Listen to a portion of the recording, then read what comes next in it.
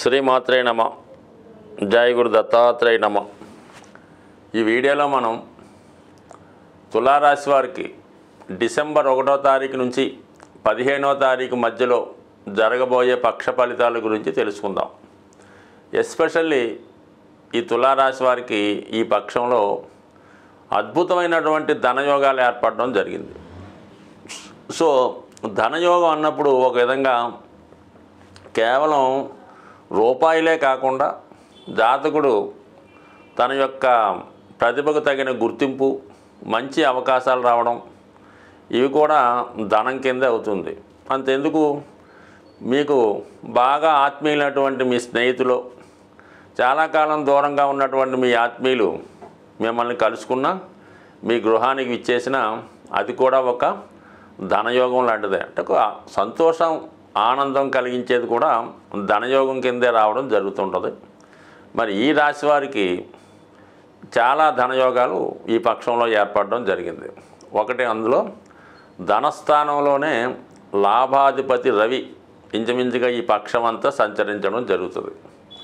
So Ravi ధనస్థానంలోకి వచ్చినప్పుడు ఏముంది, ప్రభుత్వ సహకారం లభిస్తుంది, ప్రభుత్వ పథకాలు మీకు అనుకూలంగా ఉంటాయి, విద్యార్థులకి స్కాలర్షిప్ లాంటివి ప్రభుత్వ సహకారం లభిస్తుంది.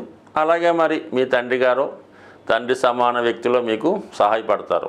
లేనప్పుడు మీ సంతానం కూడా సహకరించే అవకాశం ఉంది. మొత్తం మీద రాజు తలుసుకుంటే దెబ్బలకు కరువు అని మరి రవి భగవానుడు ధనస్థానంలో ఉంటే ధనానికైతే కరువే ఉండదు. దానికి తోడు భాగ్యాధిపతి బుధుడు వక్రించి ధనస్థానంలో ఉన్నాడు. అంటే ఒక విధంగా వ్యయాధిపతి వక్రించినప్పుడు లాభాధిపతిగా మారడం జరుగుతుంటుంది. అటువంటి బుధుడు కూడా ధనస్థానంలో ఉండడం, బుధుడికి ఒక అది బలహీనతో అదృష్టం, కానీ ఏ గ్రహంతో కలిస్తే ఆ గ్రహ ఫలితాలు ఇచ్చేయడం జరుగుతూ ఉంటుంది. ఇంకేం నిర్మామాటంగా మొగమాటం లేకుండా ఇచ్చేస్తుంటాడు. లాభాధిపతితో కలిసి వక్రించి ఉండడం వల్ల మామూలుగా ఇచ్చే ఫలితం కన్నా అనేక రెట్లు ఫలితం రావడం జరుగుతుంది. అంటే భాగ్యం అంటే అదృష్టం, అలాగే ఫైనాన్స్ సౌకర్యం. ఇది విద్యార్థులకి అనూహ్యంగా విద్యలో మంచి ప్రదర్శన, ఇంప్రూవ్మెంట్ రావడం జరుగుతుంది. కళారంగంలో ఉన్న వాళ్ళకి గుర్తింపు రావడం జరుగుతుంది. మీ మాటకి విలువ పెరుగుతూ ఉంటుంది. ఒక విధంగా మీ యొక్క టాలెంట్కి అదృష్టం కలిసి వస్తుందన్నమాట. ఈ కారణం వల్ల మీరు ఒక పెద్దవానికి దృష్టిలో పడి మీకు ఆదాయం, ఇప్పుడు మీరు ఒక 50% ఆదాయం సంపాదిస్తే అది 150%గా మారే అవకాశం ఉంది ఈ యోగం వల్ల. సో ఇది ఓకే.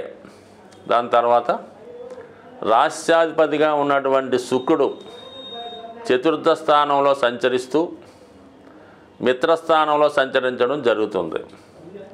సో ఇక్కడ ఎప్పుడైతే మరి శుక్రుడు చతుర్థంలో ఉన్నాడో జాతకుడికి సౌకర్యాలు పెరుగుతాయి, వాహన యోగం దొరుకుతుంది, గృహంలో సౌకర్యాలు పెరుగుతాయి, ఎక్కడికి వెళ్ళినా కూడా మంచి భోజన సౌకర్యం, వసతి సౌకర్యం లభిస్తూ ఉంటుంది. ఈ విధంగా జాతకుడు మరి ఎప్పుడైతే హోదా పెరుగుతుందో కంఫర్ట్స్ కూడా పెరుగుతాయి. దానికి అదనంగా కుజుని యొక్క దృష్టి చతుర్థం మీద పడుతుంది. ధనాధిపతిగా ఉన్నటువంటి కుజుడు అష్టమాధిపతి, రాష్ట్రాధిపతి అయినటువంటి శుక్రుడి మీద ఏర్పడటం వల్ల ఒక విధమైనటువంటి సడన్ గెయిన్స్, ఆకస్మిక లాభం అన్నది రావడం జరుగుతూ ఉంది. ఆ కారణం వల్ల జాతకుడు మీ యొక్క స్థిరాస్తితో భూమిలో ఎక్కువ విలువ పెరగడం వల్ల కానీ, అలాగే మీరు ఏదన్నా ఒక కళారంగంలోనో ఏదన్నా ఒక నైపుణ్యం గల వృత్తిలో ఉంటే మీ యొక్క రెమ్యునేషన్ కూడా అనూహ్యంగా పెరిగి మీరు మామూలుగా తీసుకున్న దానికన్నా 4-5 రెట్లు పెరగడం వల్ల ఆటోమేటిక్గా మీకు ఆదాయం లభిస్తుంది. ఈ సమయంలో మీకు మరి సొంత గృహం ఏర్పాటు చేసుకోవచ్చు, లేదంటే ఇప్పటిదాకా ఉన్నటువంటి గృహంలో కొంత ఆధునిక సౌకర్యాల గృహంలో ప్రవేశించవచ్చు. లేదంటే మీరు గవర్నమెంట్ సర్వీస్లోనో పాలిటిక్స్లోనో ఉంటే ప్రభుత్వమే మీకు ఒక గృహాన్ని ఏర్పాటు చేయొచ్చు. మొత్తం మీద సౌకర్యాలు పెరుగుతాయి, మనీ రొటేషన్ పెరుగుతుంది. ఇవన్నీ ఉన్నా కూడా దశమస్థానంలో కుజుడు దిగ్బలుడు ఇవ్వడం వల్ల ఉచ్చ ఫలితాలు లాంటివి ఇవ్వడం జరుగుతూ ఉంటుంది. దానివల్ల వృత్తిలో చాలా స్ట్రిక్ట్గా, చాలా నిజాయితీగా ఉంటారు, టైం టు టైం వర్క్ చేస్తారు, మంచి ఎంప్లాయీగా, మంచి వ్యక్తిగా పేరు తెచ్చుకోవడం జరుగుతూ ఉంటుంది. ఇక మీకు అష్టమంలో గురు సంచారం రోహిణి నక్షత్రం మీద ఉండడం వల్ల మీకు ఆయుష్ పెరుగుతుంది, మంచి కార్యక్రమాల యందు ఆసక్తి కలుగుతుంది. ఎక్కడికి వెళ్ళినా కూడా సమయానికి మంచి భోజనం లభిస్తూ ఉంటుంది. ఇంపార్టెంట్గా ఈ సమయంలో మీరు ఆహారంకి ఎక్కువ విలువ ఇవ్వడం జరుగుతూ ఉంటుంది. అలాగే ఎక్కువగా దైవానికి సంబంధించిన కార్యక్రమాల్లో పాల్గొనడం ఇవన్నీ జాతకుడికి ప్రస్తుతం ఈ రాబోయే 15 రోజులు జాతకుడు ఖచ్చితంగా ఏదో ఒక శుభకార్యంలోనూ పుణ్యక్షేత్రంలోనూ పాల్గొనడం జరుగుతుంది. అన్ని రాశుల వారికి ప్రస్తుతం ఉన్నటువంటి గ్రహస్థితి ప్రకారం ఎలా ఉంటుందంటే, మరి కుజుడు ఈ పక్షం అంతా కూడా నీచ స్థితిలో ఉండడం వల్ల, అది సహజ చతుర్థ స్థానం అవడం వల్ల చాలా వరకు గృహంలో ఒక అసంతృప్తికరమైనటువంటి వాతావరణం కనబడుతూ ఉంటుంది. అలాగే ఆర్థిక పరంగా కూడా చాలా వరకు ఏదో ఒక చికాకు రావడం జరుగుతూ ఉంటుంది.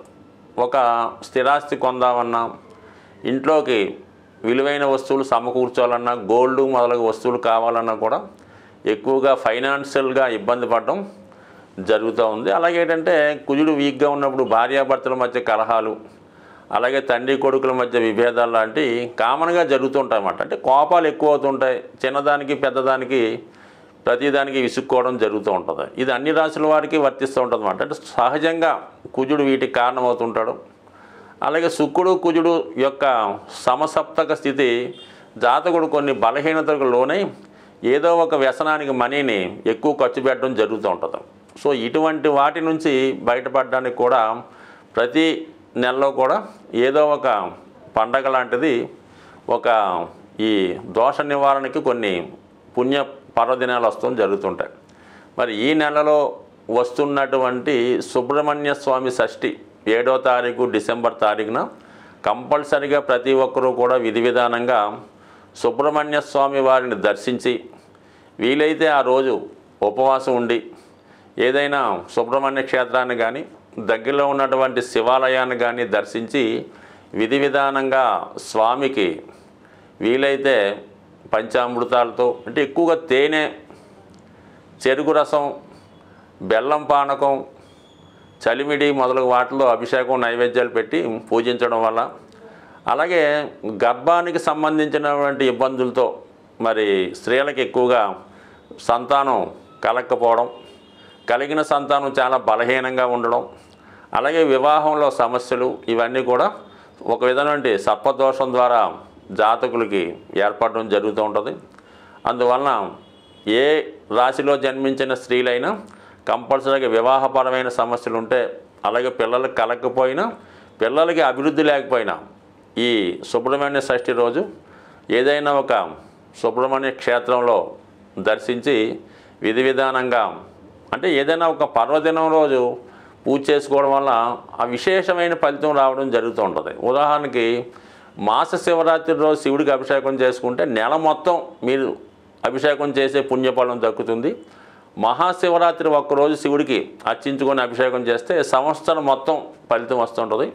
అలాగే సుబ్రహ్మణ్య షష్ఠి రోజు సుబ్రహ్మణ్య స్వామిని పూజించడం వల్ల కంపల్సరీగా మీకు అటు వివాహ సమస్యలు, గృహ సమస్యలు సాల్వ్ అయి సుఖ సంతోషాలతో ఉంటారని ఆశిస్తూ స్వస్తి.